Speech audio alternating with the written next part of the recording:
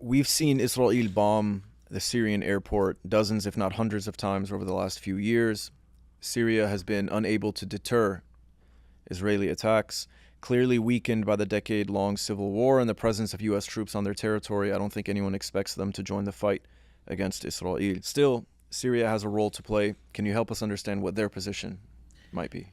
I think Syria is non existent. It doesn't exist for it to have a role to play. I think that what Israel is bombing is now an Iranian proxy and Iranian pro-Iranian militias that are in Syria. Assad does not have the power to order a counterattack on Israel, does not have the power to resist Israel. When Israel is bombing Syria, it believes it's bombing Iran.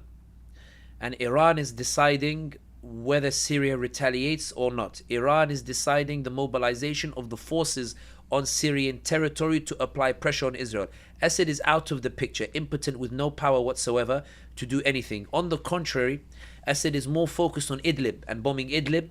At the same time that there's a genocide taking place in Gaza, there's a bombardment of Idlib as he seeks to take advantage of the diversion of attention to the genocide to try to finish off those in Idlib and retake all of Syria. But he's struggling because the Turks are still bombing the Kurdish positions, and the Russians are there and the Americans are there. In other words, I think that when Israel is attacking Syria, I think that has much more to do with Iran.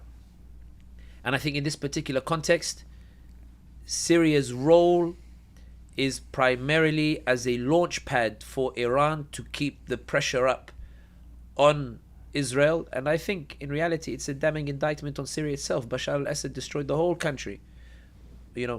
All the people wanted was a chance to choose their rulers and stop a family rule that lasts 2 decades.